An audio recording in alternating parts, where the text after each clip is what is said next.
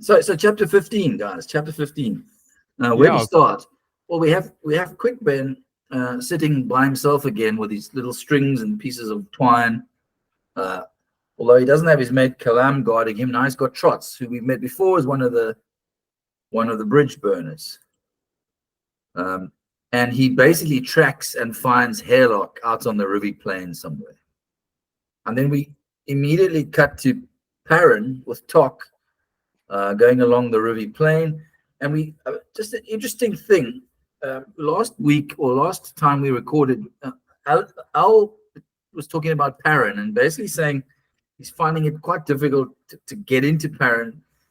He promised much as a protagonist, but basically seems to sort of not really be taking any sort of major protagonist steps. Agreed. You almost feel that at certain points he's like, if I can just keep my friends alive for a bit and then I die, that's basically, I'll be happy at that point. Yeah, he's like lost all his aspirations, and he's like you say, Al, I think quite hard to sort of root for because he's a bit of a I felt it was as if Perrin had listened to Al, because he kind of does a complete turnaround in these chapters in terms of taking ownership or control of everything around him.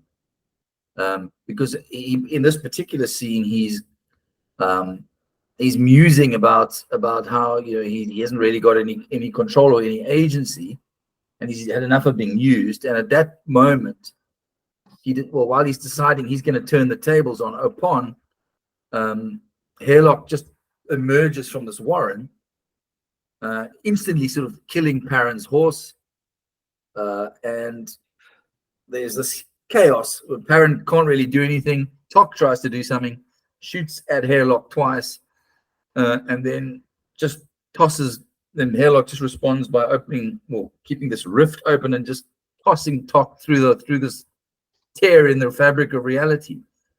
A lot happens very quickly with not a lot of build up.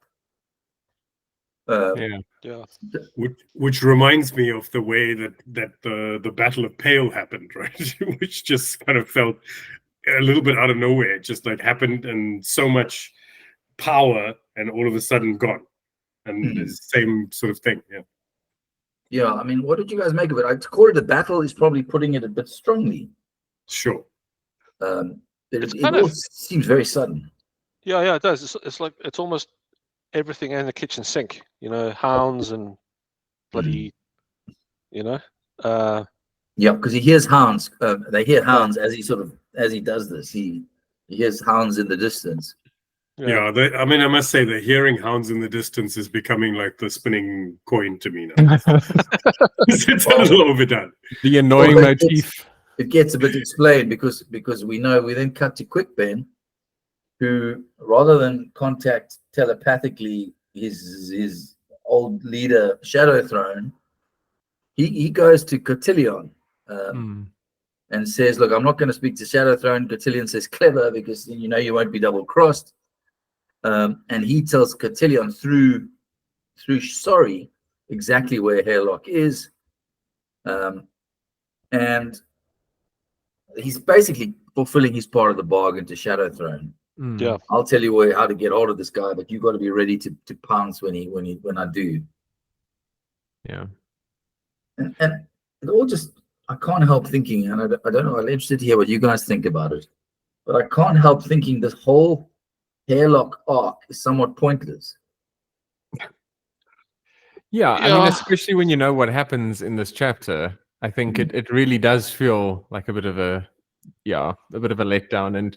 But it also then makes me wonder, sometimes I look at these things in the book and I wonder, is that just a result of like the random roll of a dice? Like certain sort of these really random sort of, okay, well, that person just dies suddenly, or, that character's story just ends now. It feels like you're playing OSR, like we had these characters and then they would just end and that would be it. And I wonder how much of this is sort of intentional and how much is dictated by some of the just sort of like vicious randomness of a D20, Yeah. I always look at it like maybe he's setting something up for the future. Obviously Rob would know, but I don't. Mm. Almost like it's foreshadowing in a sense.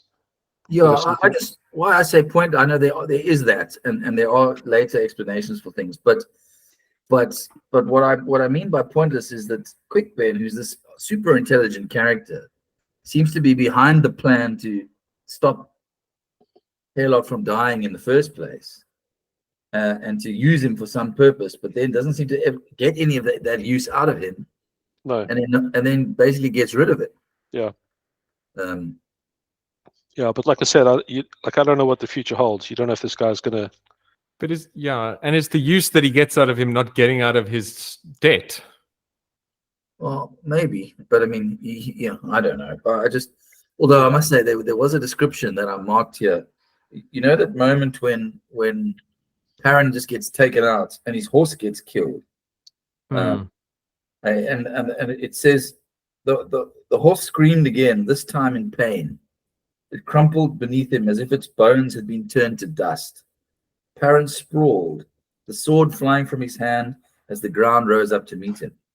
The horse's fall had the sound of a bag filled with rocks and lamp oil, landing beside him and rolling over his legs. I thought, man, this guy can wield those things, those words. So good. It just sounded so visceral to me. And I love how sort of appropriate it is to the sort of the setting, you know? It's like not just some analogy, it's rocks and lamp oil, stuff you'd find as an adventurer. It's almost like a sort of a metaphor that is in world. In other words, it's a metaphor that Perrin himself would come up with rather than the author coming up with. Yeah. Yeah, I like that. I like that little bit with Quick Ben, with his grin turned savage. He jerked the dagger free with his right hand, and in a single fluid motion sliced the taut strings connecting the sticks. Goodbye, Haylock, he hissed. You're dead. You're out of here. Yeah, and I mean the thing is that I think even before that it cuts away to Lorne. And we get this chapter or the scene where Lorne comes across Cole, Maurelia, Krupp, and Crocus. She sort of wanders away from Toole, and what I particularly liked about the scene, firstly, she just attacks them instantly. Yeah. Badass. But you get a description of them. You know, we know them. We've spent half the book with those characters, but she's never seen them in her life. So, and it's totally POV described of someone who has no clue. Even her descriptions of them are totally from. You know, there's no nod to the audience about who these characters are in a way. Like they're described as the young guy, the knight, and the little fat man on the donkey. Yeah. If Crapper wasn't there, I think one of his main functions as a character is just to be like, okay, that's who they're talking about when they're describing a group of randos, because he's always the fat guy on the donkey or the rotund little sort of babbling mage, you know. I've come to look at him as a Shakespearean character. That's how I've come to. What do you mean, like some kind of device for the audience to? Yeah, possibly. Yeah, but also for them in world as well. I think he's become a bit of almost something out of something. What's it? Midsummer Night's Dream. Yeah, bottom. Yeah, something like that. Yeah, there is that. I mean, there is definitely sort of comic relief associated with him, and kind of almost like asides to the audience, you know. Yeah. There's a lot. These 3 chapters just ramp up, dude. Like woof. But some of the way he speaks also is a little Shakespearean at times, right? It feels almost like when he's running off the kind of never lender, no borrower be sort of stuff. He's always doing these little pieces of advice and wisdom. What did Gareth say? Yoda-isms. Yeah. Yeah. Yoda-isms. But getting back to what somebody said in an earlier recording that we did, you know, he doesn't do much in this fight. He literally falls backwards off his donkey, and it's left to Cole, who's been this drunk, done nothing, to actually sort of try and take Lorne on in the fight. And she just flat bats Maurelia, knocks him out, wounds Cole quite badly, and only stops the fight when Crocus basically throws up his hands and says, "Leave us. We'll just get out of here." that's one of the things I like about the combat in the book is it's not this sort of like exaggerated, they're parrying each other for 20 minutes before someone finally lands a strike. Like the fights are usually over in seconds. It's like she wallops him with her sword and then they scramble. And that's like, just lends to that air of realism that I think he's trying to create. It's almost like grounded. It's almost like Abercrombie before Abercrombie, because he's not very romantic when it comes to his his are quite real. Grounded, quite bloody. Trust parry, riposte. More just I'm trying to kill this person, I'll gouge out their eyes or whatever it takes, Yeah, it definitely feels a bit more functional and less romanticized when it comes to the fights. I agree, but I mean, there's no doubt Lorne sort of cuts these guys to pieces pretty quickly, which gives you some idea of her competence, which we've had hints of before. Yeah. And that scene then. Sorry. Yeah, I was wondering if we were going to go back to talking a little bit about that the whole hairlock loop, right? Because to your point of it being completely pointless, I mean, I guess that the big bad at the end of the rainbow or whatever is supposed to be Taishran, right? I mean, they were actually out to get Taishran at the start of it, and wasn't that why they tried to rescue Hairlock, so that he still had a role to play in that fight? It might be. I mean, it might well be, because we haven't heard from Taishran since we had the scene of Lorne arriving in Pale. Yeah. So in terms of the arc, right? I mean, they set him up as he's the bad guy. And that's the guy they're really trying to take down. And a lot of the stuff they've been doing is to try and get in his way and sort of go against his orders and stuff. And maybe that's the long play. Yeah, maybe. That might be it.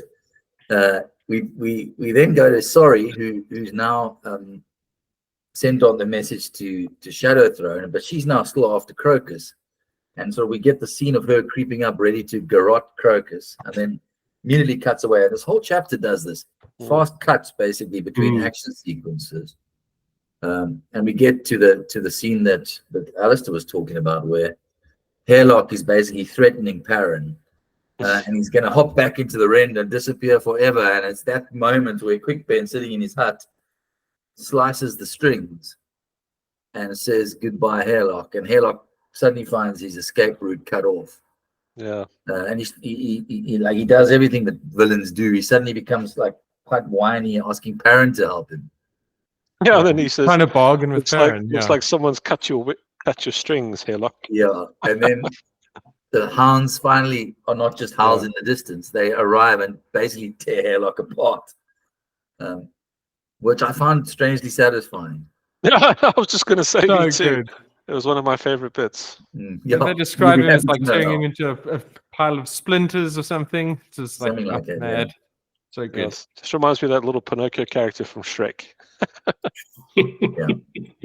Yes, he is Pinocchio in Shrek, but he's much more evil and now completely destroyed by the Hounds of Shadow. But then they turn on Perrin. And it looks for all money that Perrin's gonna get absolutely smoked by these animals. But who shows up instantly? Dun dun dun! Drizzt Do'Urden. the man himself, Anamander Rake, king of the emos. With his fringe, he's like, "Hey guys." How's it? And what I like about Rake is it immediately, not just the hounds don't attack, but suddenly Shadow Throne is there, like, whoa, can't we negotiate? Everybody be cool. Everybody be cool. But you do get a sense of the power levels here because it's clear that, like, when Rake basically says you got to get out of this, and he says, well, it's not me, it's Cotillion. He says, well, you got to order him to get out of it. And Shadow Throne agrees and leaves, and the hounds kind of withdraw. But I think that's after Rake's killed two of them, isn't it? That Shadow Throne appears. Yeah. Once again, this scene, I quite enjoyed. But what do you guys make of it? Yeah, I don't know. It's like you said, it sort of shows you the dynamic because he's relatively unknown. I mean, to me, I don't know what they do or who they are or where they fit in this world. I just know he's this big badass with a sword, and you know, which we learn more about later on in the chapter. Yeah. But it's just, I don't know. I'm just left with the sense of that there's so many people and there's so much going on. And I'm back to feeling now as I used to feel like, 10 chapters ago, where I was battling to remember who does what and how it all fits together. And I feel like I'm at that level again. That middle section, I felt it was quite smooth for me. I could read through it and I had no problems with it. But now it feels like I'm back to that sort of stutter through the book a little bit again. And I think because of, as you say, it's quick cut and all these people are coming in and there's names and like, who's this now and what do they do? And I'm not saying it's a bad thing, but it's just where I feel at the moment. But to answer the question, I do think it's, as you quite rightly pointed out, it's a hierarchical thing. So now you see the role of the Testandi in, well, just a little bit. You see a little bit more further on, which I find quite interesting.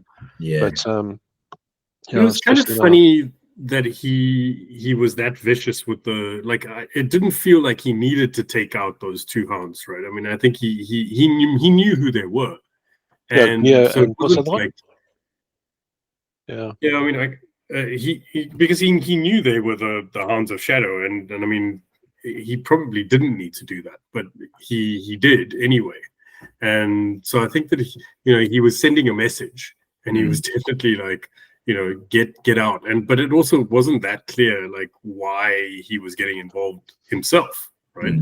And so it just seemed a little bit of overkill for me. Yeah, I thought he had to. I got a sense that if he hadn't intervened, Aaron would have been absolutely torn to pieces by those dogs. I know he stabbed one once before.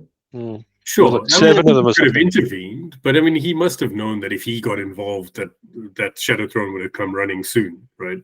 But that's the impression I got was his intention. To say to Shadow Throne, you got to stop influencing things here. You got to pull out of this, basically. Yeah. And Shadow Throne, well, it's not me, it's my friend. And we'll tell your friend he's got to get out of here. And because what happens is he then have this Rake scene with Perrin where Rake basically seems to have removed Upon as well. He basically says, "You're no longer Upon's tool, but your sword is." Yeah. I don't know if he's saying, well, Upon has just disappeared from you, or you've come to a realization that you're no longer Upon's tool. I wasn't sure how to read that. But that is a curious question. Yeah, that's also very true. I never quite actually looked at it like that. Yeah. But I also think it's important, this scene, because you've got all these meddling deities who, and of the two that have been the most meddling, Shadow Throne and Upon, and in one scene, Rake seems to somehow have banished all of them. He rolled a 20. He did something. He did something, but also, again, from a literature point of view, to me, it almost like, because the hounds, you meet them in the beginning, and they're these unstoppable killing machines. And they decimated an entire, well, not an entire legion, but a couple of hundred men. I mean, was it 500-600 people? Yes. An entire village, like a whole score of cavalry, seasoned warriors all just laid to waste by these hounds. And we always hear them. They're in the distance, and they're supposed to be like these big and scary things. Yet Perrin is just smiting them left and right. No, Perrin not. I mean, Perrin managed to stab one in the room that time. Yeah. Didn't kill it. But with the help of a god, right? Yes, and Rake's now just come in and slain 2 of them. Yeah, but now what I'm trying to get at is that with Rake appearing on the scene, and banishing everyone, telling everyone to stop their involvement, I'm wondering, does he see the bigger picture? Or does he not even care about the bigger picture? Or, I don't know. It's hard to put into words. Yeah, I get that. I mean, it's not clear. I think we get some clarity in the following chapters, in the chapters that follow this one, as to Rake's intention and what his agenda is anyway. Yeah, but it's confusing. Yeah, It is, dude. There's just so many characters with plans and agendas, and it's a lot. I'm also at the same point as you, Al. I think this is a tough patch. Yeah, Just should in be terms called of amount of Gardens stuff of the going on. Meetings. because I then, of course, to make things simple, Crone arrives and starts eating the eyes of one of the Hounds of Shadow. Perfect. I thought Love you it. guys would Yeah. enjoy it. Classic Yeah, Crone. very much so. Classic Crone. Oh, so good. Keeps it simple, makes it grounded, even though it's flights. Yeah, I mean, like, anyway. And was it Crone and Rake that had that banter earlier in the book? Yes, it was. Shut up, bird. That whole That's it. yeah. Yeah. So good. And then afterwards, Perrin seems to go into shock after Rake disappears, because he kind of, for the first time, remembers Tok, the younger, feels responsible for him. And then makes the mistake of touching the blood of one of these dying or dead Hounds of Shadow. And is instantly drawn into what appears to be a warren inside Rake's blade, Dragnipur. Yeah. Now, this is one of the most iconic images, I think, from the whole series. The description of what it's like inside that sword, where all the souls are of the things slain by it forever, basically. So good. And for me, this is one of the most iconic images. I just love this idea as a fantasy concept. This huge wagon being pulled by all these souls, these damned souls who've been slain by this weapon, who just for eternity pull this thing by these chains. Oh, it's terrible. It's a terrible image. But somehow Perrin manages to get into this place and then get back out again. Could you guys, this is one part I struggle to work out how he actually managed to do that. Did anyone get a clear picture of how that was done? No. I mean, I'm guessing obviously touching the blood was enough to just transport him in there. Yeah, but I mean more getting out. Yeah, that's the question, right? Yeah, he seems to somehow have lured one of the twins of Apon into the realm and then used that twin as bait and as a tool, essentially exercising his own will over the god, which is a bit of a reversal. Yeah, it took me a little bit by surprise, because for Perrin to suddenly be sort of grabbing a god by the scruff of their neck, it was just, like you say, just such a total 180 from the character we've come to know up until this point.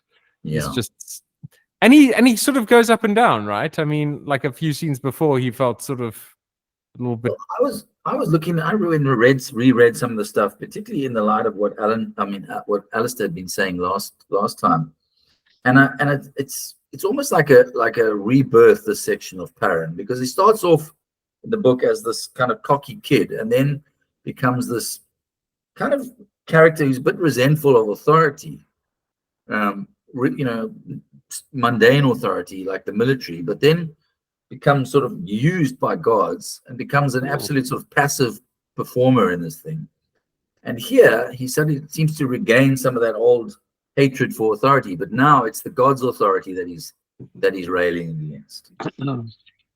So for me, I thought this was very much a return to the sort of Perrin that we started knowing in the beginning of the book. Yeah, no, that's fair. I just think it's like a rediscovery of his sort of rebelliousness. Yeah, it is a flipping great scene, though. It's just so reminded me when I was a younger man. Young man. When I was called Pike. Yeah, a long time ago. A story. Yeah, that's a story for a tavern. Very much so. He basically gets in, realizes what's going on in Rake's sword, speaks to a few people in there, and then gets himself flung out again. And we go to a scene where Crocus is looking after Cole, Marilia, and Krupp, and they're all unconscious. I think Cole is conscious, and then he sees coming over the hill, sorry, and we think, oh God, she's going to finally off him. Yeah. But it turns out it's the old sorry. Yeah. Whom I felt very sorry for. Yeah. Yeah, that was creepy, man. Yeah. It's just, he's very confused as to why she can suddenly speak the language of Darujistan, right? Yeah. Like, how the hell did that happen? That's fascinating because, I mean, I don't want to dig too much into it, but she's definitely the old sorry because she's bewildered, but she seems to have a whole lot of knowledge and of stuff which. Yeah, she mentions right up until the point where the seer gets attacked, and that's sort of where her memory splits, right?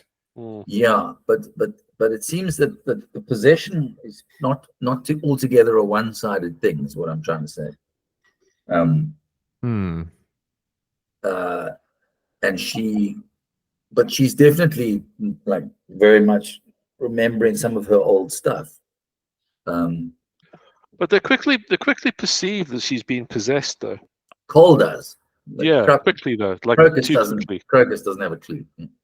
No, but and also Crocus gets flipping outrageous in the next few scenes. Sorry, I was like, oh my goodness gracious me, dude. We'll get there, but yeah. Yeah, but you're right. Cole immediately says, you got to take the horse, take her to your uncle in Darujistan because I think she's been possessed. Yeah. As if he knows what the signs are. Yeah, that's what I was thinking. Obviously, this happens so much. You meet someone who doesn't know where they are. They haven't been drunk. They have been possessed. Yes, exactly. But Cole, as we will learn in later chapters, is a deeper character than we initially thought. Oh, sure. Yeah, he's given like no attention in the first half of the book. Really, he's just sort of thought he's just the drunk in the corner, right? Yeah, it wouldn't have been difficult to give him more depth than that. Yeah, he's just a guy lying in his puke the whole time. Yeah. But he's surprisingly coming out as like quite an important sort of figure in the whole story. Yeah, I love that idea of having almost like a sleeper agent, and then and I think he's done that a couple of times, right? I mean, where characters that seems to be, we were talking about themes last time, and maybe that's one of the themes that kind of emerges is, and I think we talked last time about how it's not just one hero, like each person is a hero in their own right, in their own way and whatever. So maybe that's also, each person has their own struggle, their own challenge. And they might be one thing at the start of the book, but something else by the end. Very much. I'm going to get deep here, but to me, it's almost like if you're in a studio and you have a mixing board in front of you. So if you can imagine Malazan as a song, like one long entire song, it almost feels like on the faders you have these like little names like Cole or whatever, Aaron Ray. It's a great analogy. So you have you have Erikson just engineering it all, and so he pushes that fader up, and then that one dips down a bit, and then that one comes up, and that one comes down, and that's kind of how this whole song goes. If you look at it like that, that's what I feel. Everyone's got their little time to shine, and then they fade back again. Someone else comes up. Yeah, that makes sense. I mean, that's a very accurate way of describing it, I think. You're suggesting the book is kind of a symphony of destruction. Maybe too grand. Well, I mean, it's not an inaccurate description. I mean, it has different movements, different moods, and then within each of these individual stories. I mean, talking about, it literally might be that everyone in the book is a hero in their own story in some way, or a villain in their own story. Yeah. And Cole, we know, is sort of, now we learn, was a knight. He can still ride a war horse, it seems. And he still has some combat abilities. We know he was married to Lady Simtal, and there was a fall from grace. But I think if we move on to chapter 16, I mean, because it's all staying within this same sort of area. We've got Lorne now binding her wounds. And she's kind of having this kind of internal journey as well about questioning her own duty and her own, the same issue we talked about last time about her, the distinction between who's pulling her reins and her own personal self-realization, and then the fight between those two. But that's cut short because Tool now tells her that it's time to go to the barrow because it's now open. And we get this, I felt, very D&D description of their journey into this barrow. And interestingly, Tool, who's described, his name is Tool. I mean, talk about somebody with no agency. He says he now realizes who this tyrant is, and he now believes they should not set it free, which is not very comforting. Going from a flipping Talon IMS. Exactly. But he says he's going to do it anyway because it's his duty. I mean, it's like, you know, this free will versus people pulling your strings theme rises again. But he also says that once it's done, he's no longer going to be bound, and he's going to go in search of some answers. We don't know exactly what answers he's searching for. But the scene of the two of them making their way through these ancient ruins and this kind of ice climate inside this barrow was for me very evocative. I don't know what you guys felt about it. Yeah, I kind of love anything where they're traveling through the barrows. It's always described in such interesting ways, you know. It's not like just purely aesthetic. It's how it feels and how time seems to move while you're in there, and they all feel quite different, right? It's like no two are the same. So, but Gareth, you're thinking of the Warrens, aren't you? Oh, okay. Yeah, no, I am thinking of Warrens. Yeah, but there are different Warrens represented in this barrow, if I remember correctly. I mean, he talks about the Omtos Felak, the Warren of Ice, being associated with the barrow, and they go through this kind of snowy ice kind of feeling, and then cuts away straight away. We don't get any sort of closure on these scenes. They're not long. They cut back to now we got Gareth's favorite, which is the scene with Crocus with Sorry on the horse behind him. She can't remember her original name, but he immediately suggests the name of the girl who he's got a crush on. He's got no game, this guy. None whatsoever. Cringe. You know, I've been a not very big Crocus fan, but I did feel some sympathy for him in this contest of wits where he's completely outmatched. I mean, this girl has basically been possessed for most of her life since she was 15. And she's just coming to her senses, but she can still completely school him in any flirting. And he's just useless. So good. And he suggests the next name that comes into his head is like the patron goddess of thieves called Absalom. And she's like, I'll have that. She says, I'll take that name. And then she flirts with him, and he's clueless. He even tries to get her to take the name back, and she's like, no, I'll be keeping that. And he's just like, doesn't know what to say. Like he's like completely outclassed by like you said, someone who's probably only just feels like they're waking up and trying to get their bearings, and she still totally owns him. He's no good. Well, I think my own limited experience, but I from what I've seen, 17-year-old boys are no match for 17-year-old girls anyway. Fair enough. I mean, she's a girl, right? So he's useless in front of her. Yeah,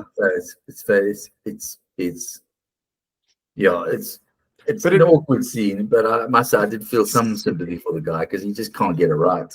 And I suppose tonally it was like a nice little palate cleanser after everything that's come before, right? You know, just a little bit of sort of silly humor just to sort of break the tension a bit.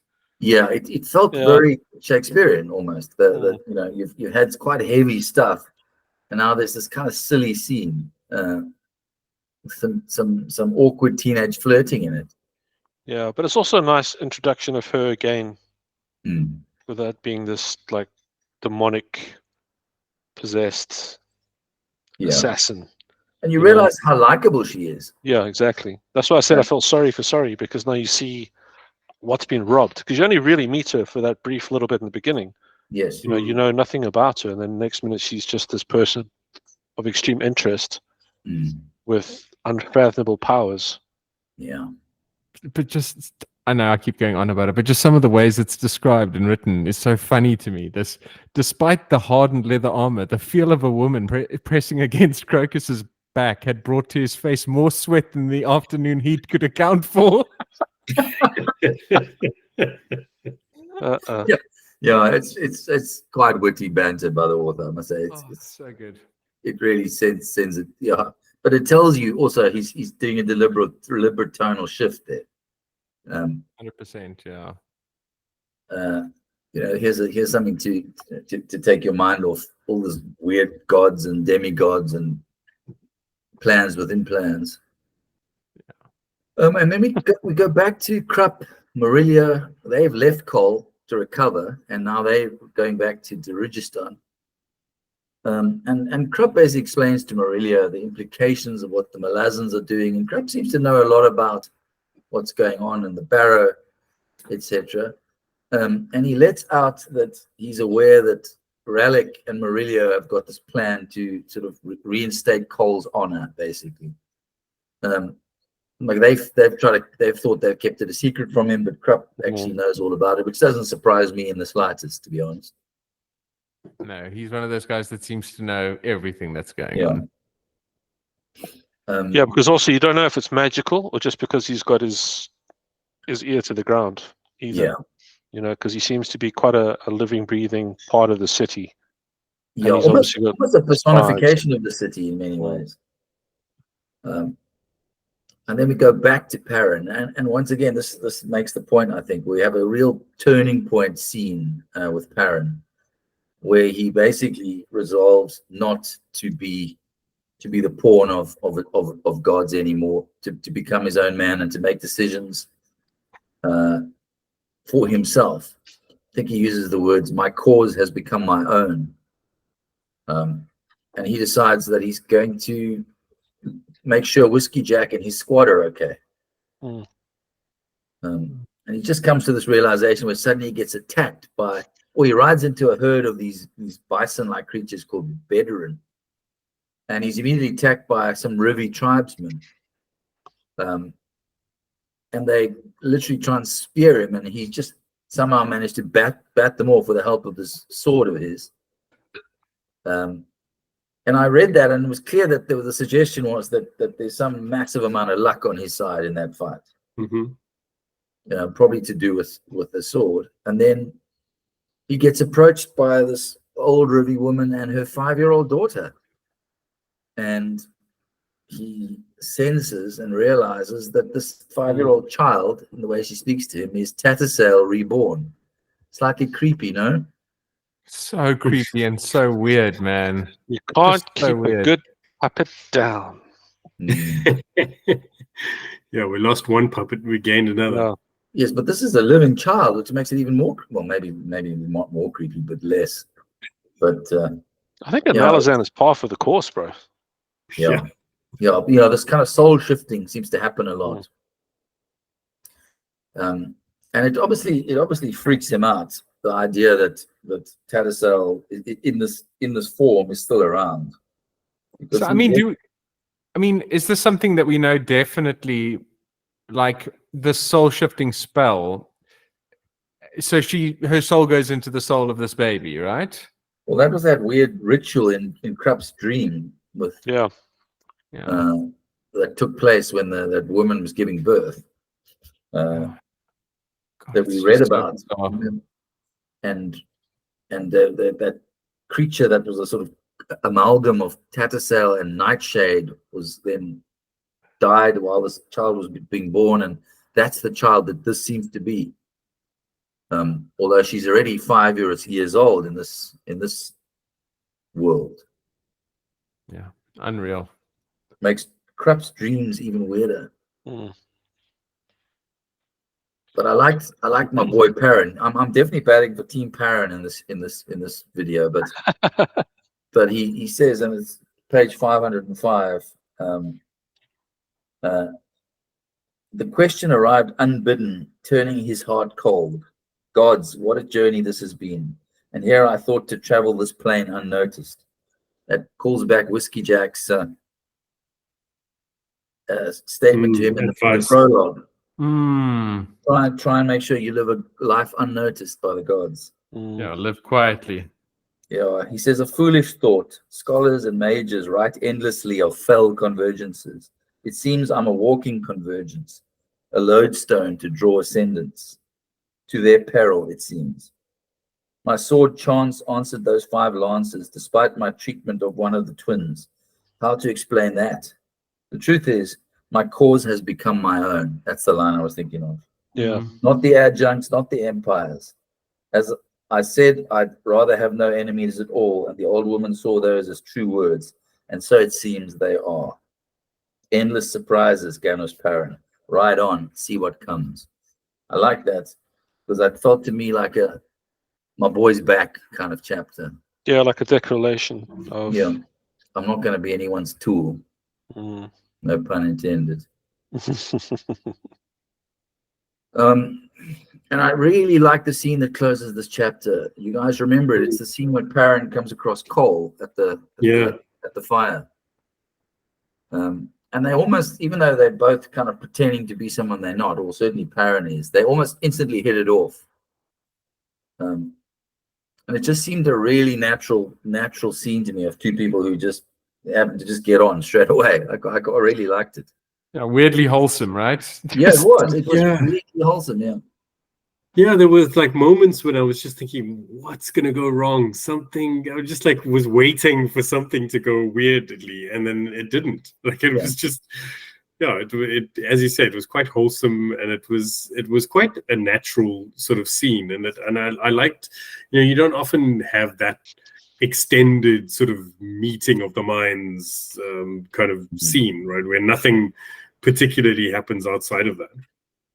But there's something in that, I think it might be deliberate. I've been not giving Mr. Erikson too much credit, but the scenes involving the ascendants and gods are very fraught. There's agendas, there's counter agendas, there's uncertainty, there's death, there's destruction, and yet when 2 human beings get together, there's a sort of level of empathy and humanity to the scenes, which is really refreshing, I think. To me, it's like he lets the air out of a balloon a bit. So the balloon gets like this, and then like this little scene specifically is like, okay, after everything that we've read in those previous 2 chapters, let's just go and just calm it down a bit, sort of refocus and recenter. Good point there, Rob. I need to look at that actually now that you've mentioned it. It just felt very human, and I particularly it ends. I think it is a humorous moment where it ends with Perrin wiped the tears from his eyes. Hood's breath, he said, just one war mule talking to another, right? and then Cole says, I guess so, Perrin. Now, if you look in that pack of mine, you'll find a jug of Warrytown wine. Its vintage is about a week. The captain rose and he says, meaning? And then Cole responds, meaning it's running out of time. That was brilliant. Yeah, that was great. I think like a humorous chapter, kind of. Yeah, it is. In a lot of ways. Humorous and human. That was how I would describe it. Or maybe even humane.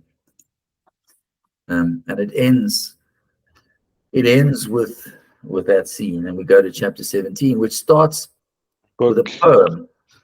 Book 6. That poem was good. Well, that poem is the one I mentioned to you guys previously, because it's this poet Fisher who you see a lot of quotes from at the beginning of chapters, and that poem is basically entirely full of double meanings. Yeah. It's I can't remember. It's everything we've read up until now, basically. It is. It's almost like a summary. So this is what you've read so far. Yeah. But the poem itself is it uses expressions which we now know, because we've read this far in the book, have various meanings. So like it talks about rumors like tattered flags, wind snapped and echoing. So we've heard of rumors, and the particular rumor in the streets below told the tale of the days upon us. And then he says in quotes, 'twas said an eel had slipped ashore, or not one but 1,000. Yeah, which mentions the eel that we've discussed. Yes. And all their agents, thousands of agents. Exactly. Under a jagged moon that might be dead, 'twas whispered that a claw scraped slow on the city's cobbles. Yeah. I mean, we know a claw has a double meaning too. Yeah. even as a dragon was seen sailing high, silver and black in the night sky. We haven't seen that. No, but we've heard rumor of the dragons, Yes. the 5 dragons. 'Twas heard, they say, a demon's death cry on the rooftops on a night of blood. We've heard that. We saw that chapter. That was remarkable as well.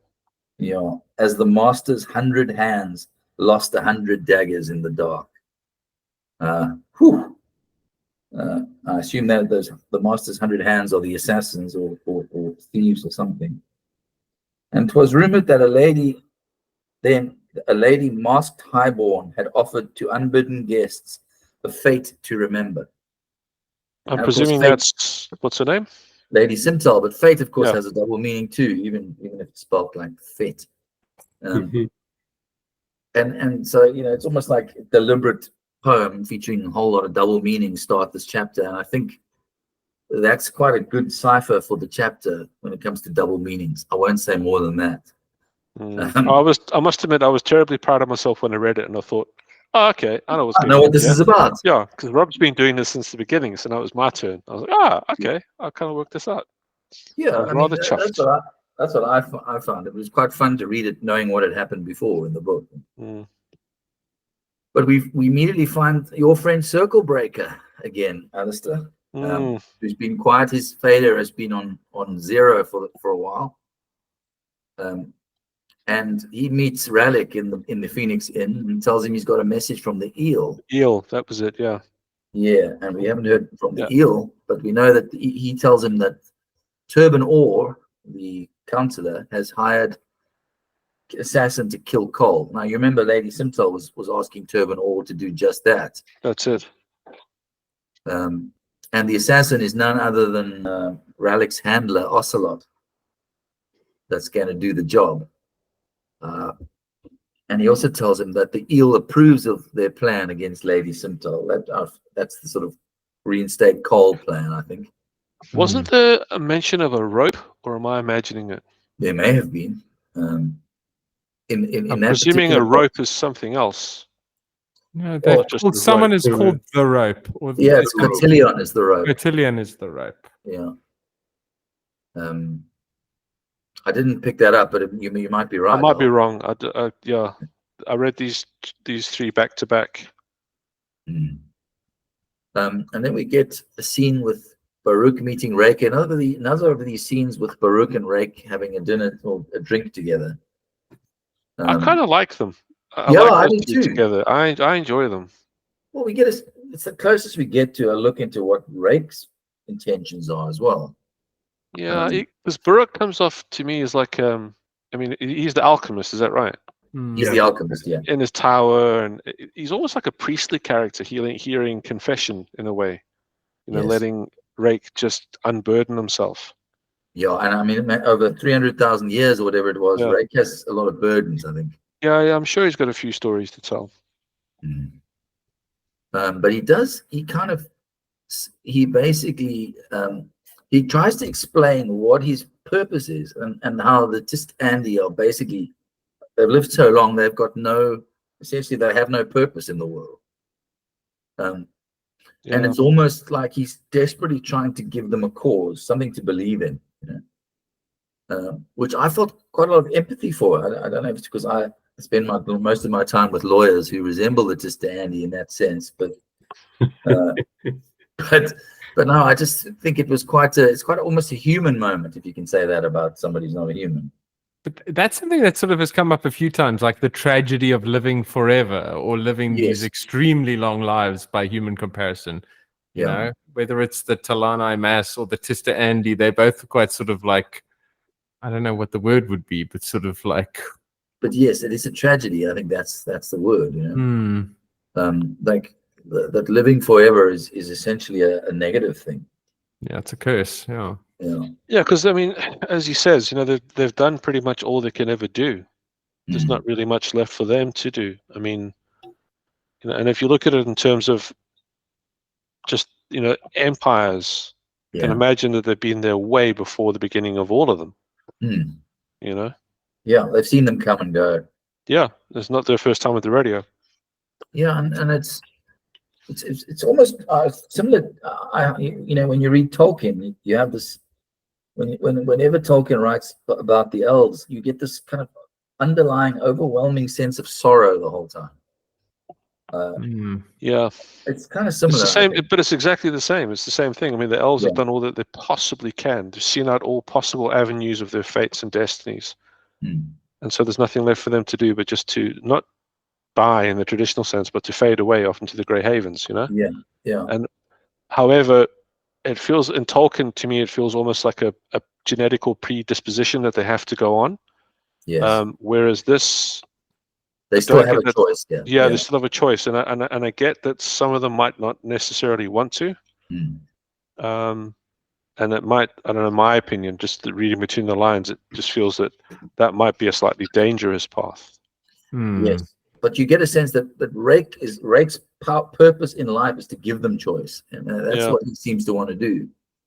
Like he's picking sides in this human conflict, for example. Yeah, but that's let me think. Is he doing it because he's bored? Or his people are bored. Although bored is probably not the way to describe it. Probably in despair is probably more like the way to describe it. Moonspawn's not doing great, right? No, it's not. And he basically confides in Baruch, and we hear a lot about why he's doing it. And then they talk about the tyrant and freeing it and what's likely to happen. And that Mammoth, who's the resident expert on the tyrant, Crocus's uncle, is now in a sort of semi-catatonic state because he tried to somehow travel to the Barrow, obviously not physically.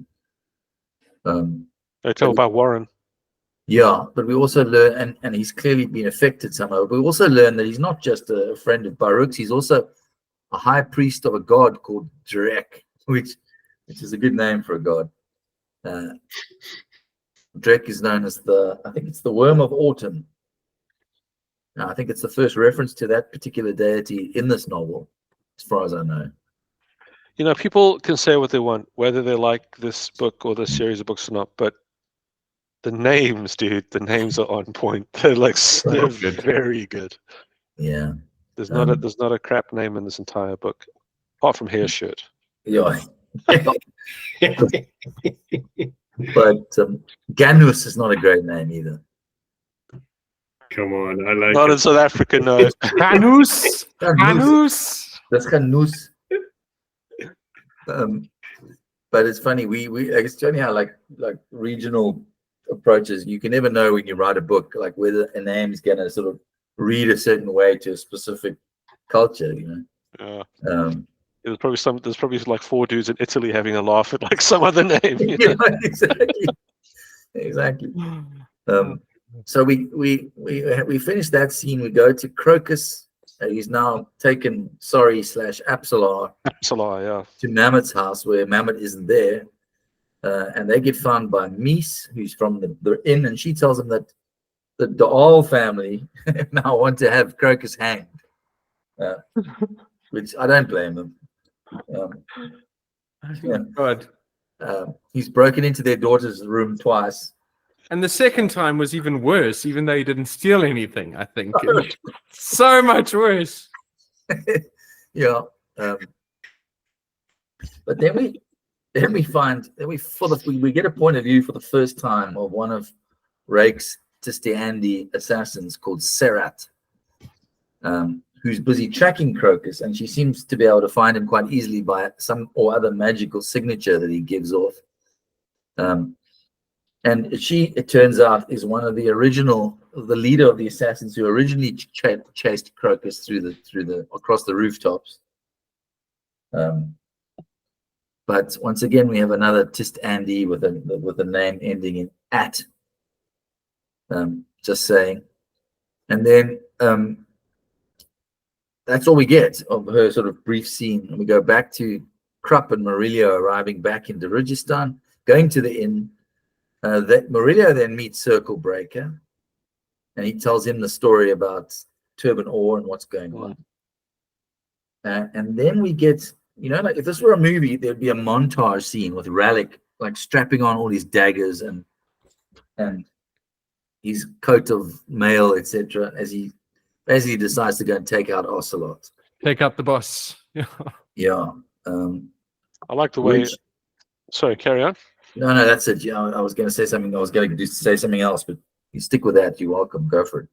Then he says, they close out the chapter with, and magic or no magic, you won't hear me. You won't even feel my breath on your neck until it's too late. I swear Yeah. it. He began his ascent. Yeah, I know. You know where he's ascending? So cool. He's climbing up Cruel's belfry. Mm-hmm. Mm. And Dun, he, dun, dun. but he has this moment where he's got a bag of Otutteral dust.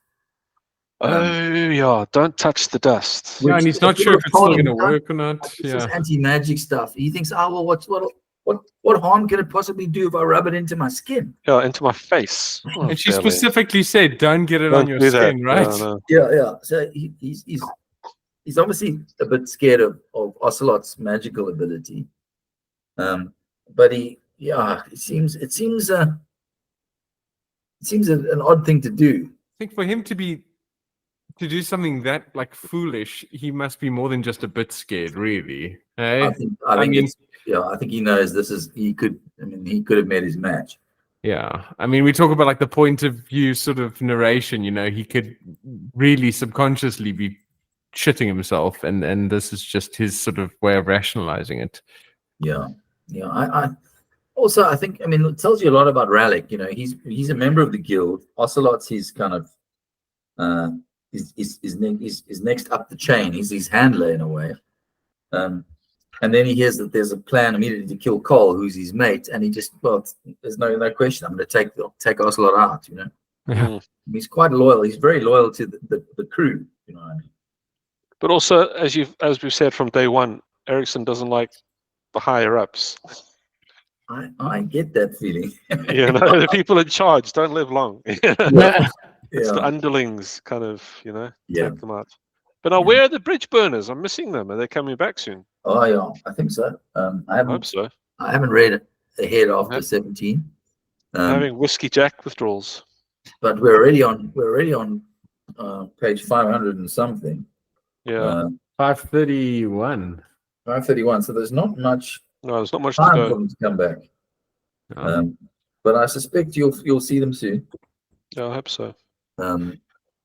Because does it end on a cliffhanger, bro? Do I even want to know? It's book 1 of 10. I'm pretty sure it's going to end on some sort of a cliffhanger. Yeah, because now book 2, Deadhouse Gates. Does that even? Does Deadhouse Gates even take place 10,000 years in the past? Deadhouse Gates takes place on an entirely different continent to this.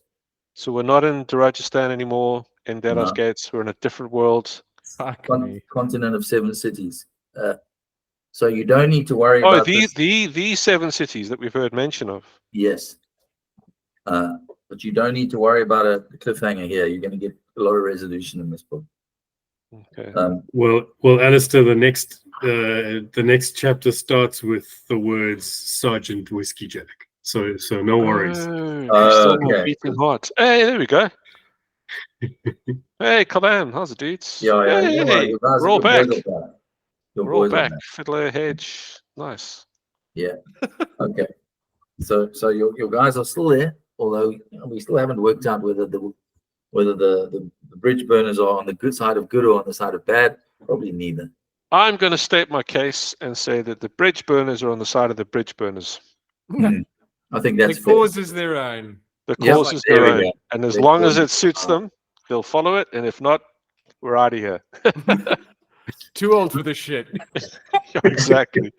Seen too much, man. Seen too much. Yeah, I think their cause is their own. Could be the entire theme of this novel, actually.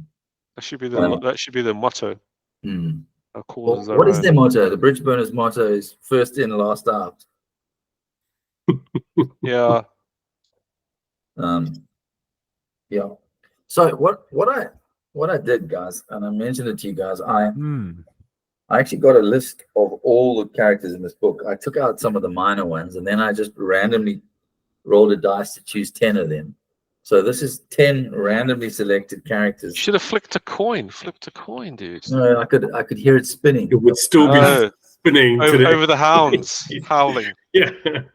But how did you hear it over the hounds howling? Well, between the spinning coin and the howling hounds, the following names came up, and all I need you to do is to make predictions. Okay.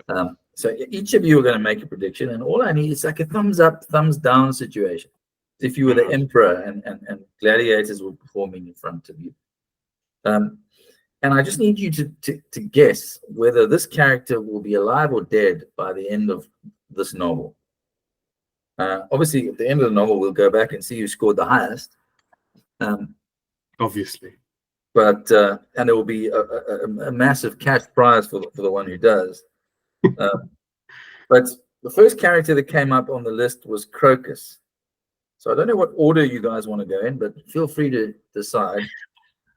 Oh, is this? Are we saying what we hope happens, or are we saying No, what we think well, you happens? can say what you think's going to happen, not what you hope. If I had to say hope, I'd be putting a cross here for. No, Are we just thumbs up, thumbs down voting? well, let me see. Let me take this so I can actually see you guys, because right now I can't. Oh, there we go. Oh, okay. Moving all those solitaire windows out of the way.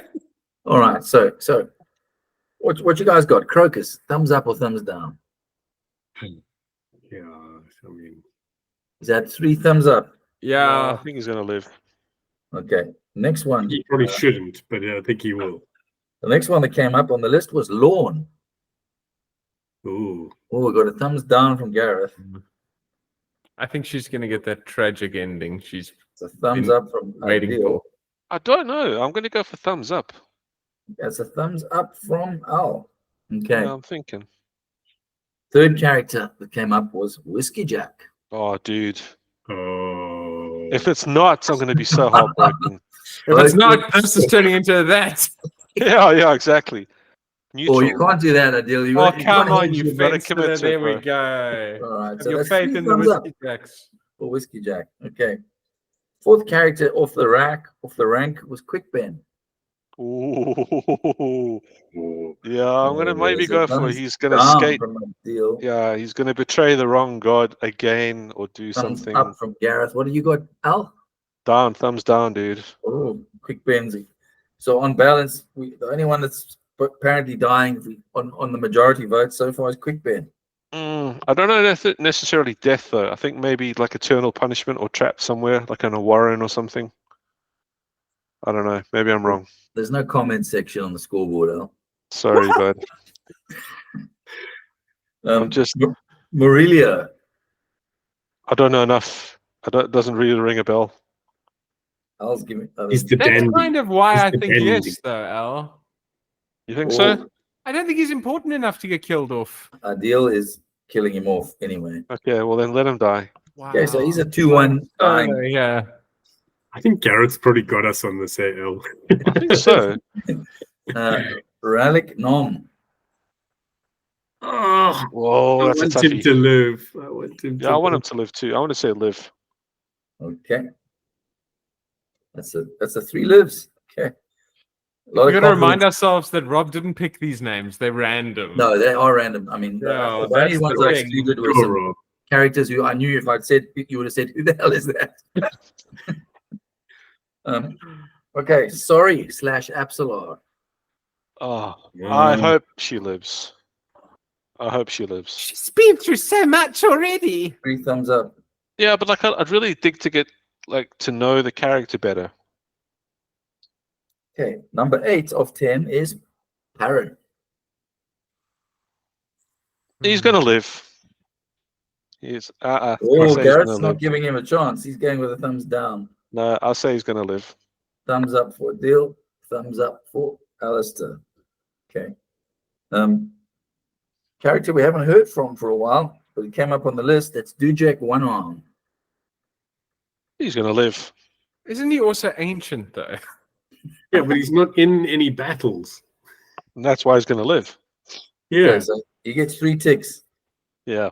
And lastly, number 10, Krupp. That's a set. Oh crap. Big thumbs up. He's there. I'm sure he's going to be there in Crap's all like the sequels. Fonzie, bro. He ain't going anywhere. Hey! Hey, I'm Crap. Hey, I'm Krupp. Alright, so- What's up? I'm Krupp. What's up? So The only two who are going to end this novel having snuffed it on the majority vote are Quickben and Murillo, with some outliers being Perrin and Lorne. Everyone else is fine, sorted. Yeah. And remember, this is just dead at the end of this book. They're Correct. probably going to die and come back 15 times, I'm sure, over the rest of the that series. might happen. You never know. There's always the soul taken option. Ah, fair enough. Yeah, die and get reborn. Yeah, as a puppet or a baby Or a baby. or a raven. Those votes are locked in. Puppet baby. Or a puppet raven baby. Impressions. Maybe a baby raven. Impressions so far, guys. What's happening? What's it going? I'm interested to hear your view, Al. That it's kind of it's getting back some of the difficulties you had. It is, and it's unfortunate because I blazed through it, and I enjoyed it, but I'm getting lost. Like, people are going to look for this barrow, and then people were looking for the barrow, but now they're not, and now they're turning around, and then what's in this barrow? Is this thing out the barrow? We're not hearing enough about the barrow. We're going to the barrow. We're seeing the path to the barrow, but we don't know. It's like, come on now, man. I don't know. Gareth, Adil, general impressions of these three chapters, or probably like I suppose at the 3/4 mark, really. Yeah, I mean, I think it's, I think a little while ago I probably hit my ceiling in terms of how complicated I would want the story to be. So at this point, I'll admit that there's a lot of it that is sort of, I'm choosing to maybe follow it like a very surface level, maybe not delve too deep into everyone's sort of inner sort of motivations. But yeah, I am enjoying it. But again, I don't think it's something that I would have probably carried on reading if it wasn't for the YouTube. I just think it's, unless it's also got something to do with the format that we read it in, where we read and then we wait for 2 weeks or a week or whatever. I think doing the show is great, but it also, I don't think we may be reading it in the most natural way. But that's an interesting comment. Yeah. It's true, because I thought the same thing, because I was thinking, like, we do it 3 chapters or 4 chapters at a time, and I wonder how different the experience would be if we just read it. And then came back. Then But there's so much in it, though. As an example, if we had to do a show about it, how do you possibly cover all of this and all the depth and intricacies in 20 minutes? You can't. We would have to take 2 weeks off and just do it like nonstop, just read and record, and that's the way to do it. Yeah. Exactly, because there's just so much to it. I don't think people are giving it enough justice if they don't even finish it, I think. But when I'm getting it and it's making sense, I love it. When it works for me, I really do enjoy it a lot. But it's just that there are those sort of times in between where you do feel a little bit sort of lost in the wind. Yeah. Adil, what do you think? Yeah, it's almost like he's trying to do too many different things, right? I mean, he's trying to be too clever a little bit in trying so many different styles of writing, so many styles of fantasy, and trying to make things completely unexpected, but then also bring in some of the stuff that you might expect, and then trying to make it a bit more classic fantasy, but actually a little bit more D&D. And then it's like he's trying to do too many things, I think, and that's doubly for the number of characters and all that stuff. He is trying to be quite clever, and in many ways, I think he is being quite clever. And there are some things that I like. Both of them have said, I really enjoyed it. And I do think I agree with you, Gareth, that maybe the way we're reading it has led to a bit of fatigue. So I'm at a point now where I'm going, I feel like it needs to finish now. Like we need to be done, right? I mean, we're almost there, but we've been almost there for a while, and it feels like we're clawing our way towards it. So I'm kind of, it has gotten a little convoluted in this middle section, and it's gotten almost unnecessarily so, right? I mean, we saw a couple episodes ago, it looked like they were all heading towards a convergence, and it was going to be, something was going to happen, but the something has been like a ball of wool. It's just been like very weird. So I'm also enjoying it, but kind of looking forward to getting to the end. But if you think about it, and this might be contentious, but if you look back at everything that we've read from chapter 1 until now, not a lot's really happened. Yeah. A lot has seemed to have happened and appears to be happening in the background, but there's actually not a lot has really, really, really happened if you break it down. And I think part of okay with that. You can't if you're following one plot line, then you can take that plot line and you can expand it and you can take it across a long journey of events. Yeah. When you're following 15 different plot lines, Yeah. It becomes a lot harder to try and do that. And I think that's part of the issue is there is a hell of a lot. It's almost I think it's almost trying to do too much. It is trying to do too much. And it's a skill which Erikson gets better at along the way, and becomes a master of in my view. But I think in this beginning book, I think it struggles a little bit. It's got some fantastic imaginative stuff, but it struggles a little bit to find its feet in terms of, which is a common criticism of this particular novel, as to what it's going. What is it? Yeah, you see that a lot. You see the same issue happen with filmmakers. They make a lot of the time. If you look at filmmakers, their first film will be the very avant-garde, very experimental, trying to,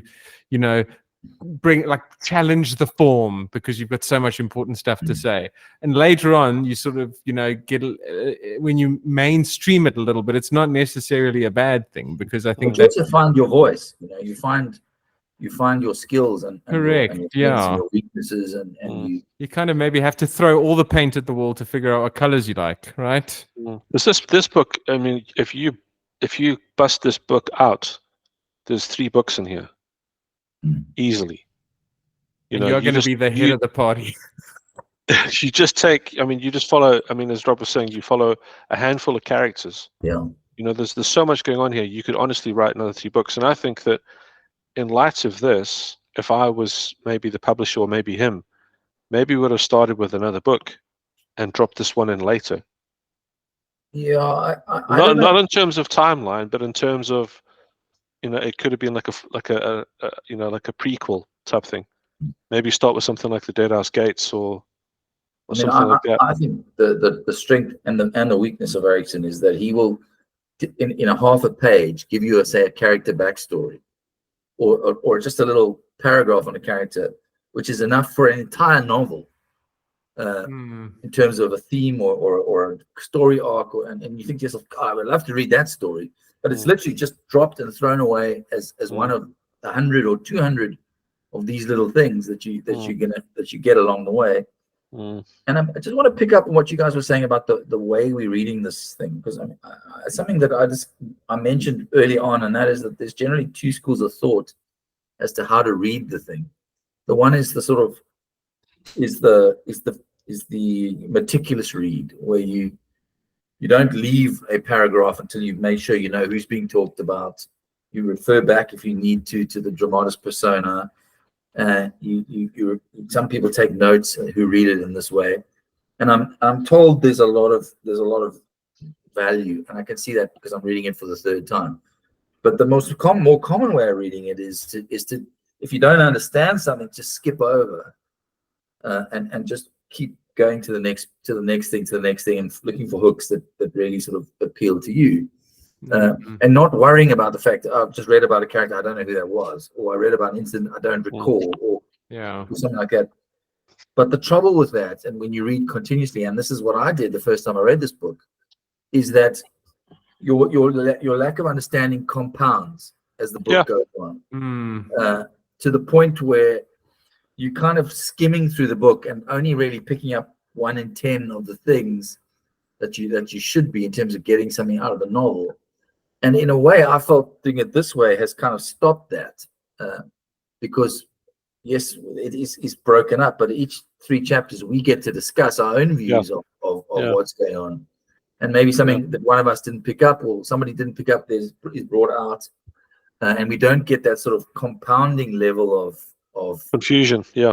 confusion, which you can sometimes get. Yeah, I suppose at the most, if we've misinterpreted something, we are 3 chapters down, rather than missing context for half the book or whatever. But I think that's what I felt.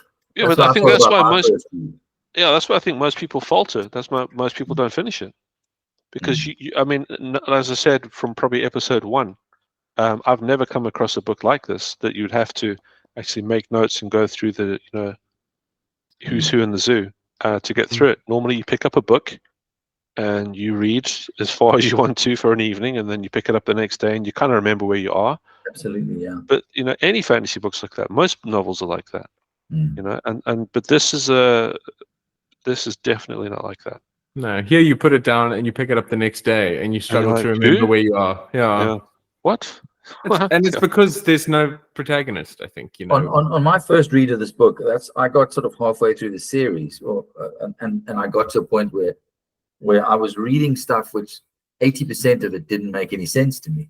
Yeah, I had nothing to hook onto, and I thought it was a problem because it was all new. I just assumed it was all new. Going back and having read it more than once now, I realized that none of it was new. I just hadn't picked up the first time it was mentioned because it didn't seem relevant. I skipped it maybe another time, and it just you sort of had this compounding problem. Now, I mean, that doesn't make it a great novel, because that is a completely different way of writing a novel, but it doesn't mean it's the right way of doing it. Yeah. Look, for better or for ill, I mean, the book was written, it's out, it's got an audience, it's got a market. I don't think it's got as an appeal as other fantasy novels, but the same can be said for those. I mean, there are equally famous books out there that I've never read, that I have no interest to read. But I think it's like, I feel very similar to what Rob feels. There's something in here that it's like I'm almost just getting to that nugget of eternal wisdom, but I haven't quite chipped it out yet. But I know that if I do, and hopefully, and I get it, and I get bitten by that bug, then I'll continue on with the rest of the 10 books. Yeah, well, that's how I felt. I mean, but I mean that doesn't mean that anyone else is going to feel that way. For me, it was a curiosity thing. It was almost like I haven't read anything like this, and now I need to get to the bottom of this. Yeah. And I don't know if I will read anything like it again. But I mean, it was such a difference to me from what I had read in the fantasy genre. And good authors, good writers, but the stories delivered in the same way. We have the opening scenes where we're taught how to empathize with the central character, so that we are happy to go along that journey with the central character.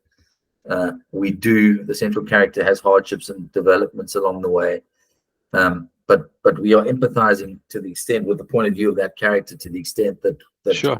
they are now our chosen protagonists. Yeah. They have an ending and a climax. But I mean, at its essence, all fantasies follow the hero's path. I mean, it's laid out for you. You take that blueprint, you slap any character on it. If it's Muad'Dib, or you slap Luke Skywalker on it, or Frodo Baggins, they all follow the same arc.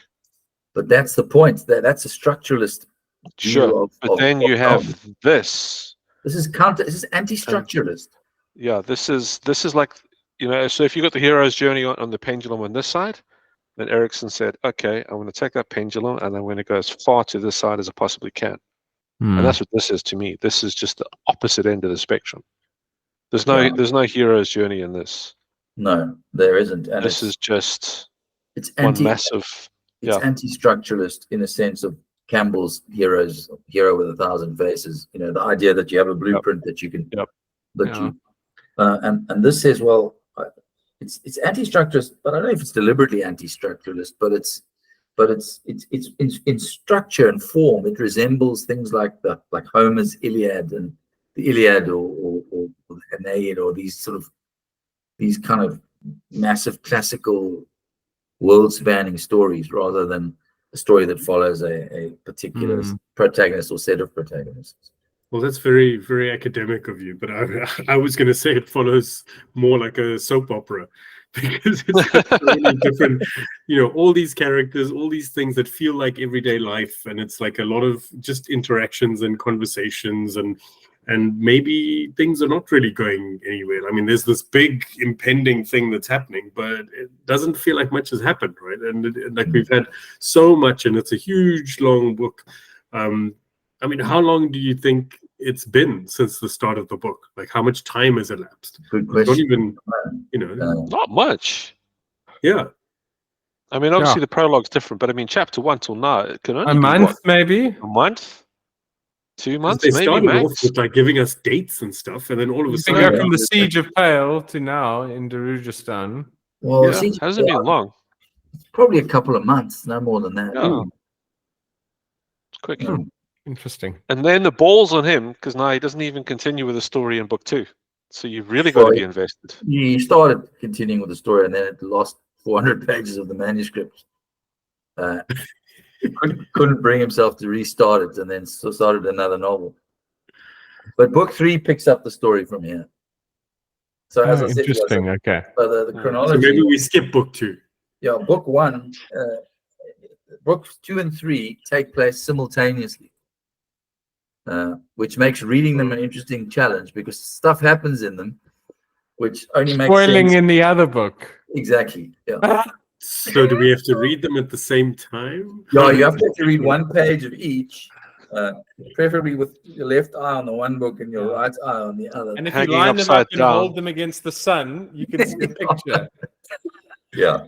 But can you imagine the elevator pitch to the publisher? Dudes, I've got this I idea. don't know how he got it. I honestly don't know how he. I mean, it's a competitive world, fantasy literature, and the publishers they've got very exacting requirements. Yeah. Yeah, I don't know how he did it. I honestly don't know neither do I. how you pitch that and then get But- a 10-book deal. By putting this out and waiting 10 years until people are so voraciously hungry for anything else to come after it, right? And then he's like, yeah, I'll do whatever I want in whatever order I feel like it. Sure. What was the time delay between book 1 and book 2 in terms of his You actual said 10 writing? years, right? Or No, it's not that big. I think it's a couple of years. I don't think it's 10 years. well, I thought you said it was like a huge gap between that. I mean, I know they pitched does it get- as a movie script, this book, and then they got nowhere. And then Erikson was given permission by his mate to go and try and make it into a novel, which he did. But I think after this was the next two or 3 years. The next book came out. Oh, okay. And I wonder how long it took him to actually get published though. I mean, was it a J.K. Rowling where she got like 30 million rejections and then he got published, or?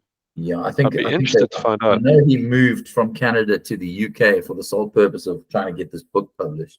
But I don't know how long it took. It'd be interesting to read or watch an interview with the publisher, the editor that actually picked this up and said, "I want to run with this." Yeah, I'd love to know what he was thinking. probably been fired already. So. I was about to say, you think this book had an editor? Outrageous. Yeah. Anyway, guys, that's been a All right, very cool. interesting discussion. Thank you for your Great. time. And it's been Thank very you. cool, as always. Wonderful. Thanks, guys. Have a great day. Day, right? Day, night, whatever, whenever you're watching. Yeah. Night.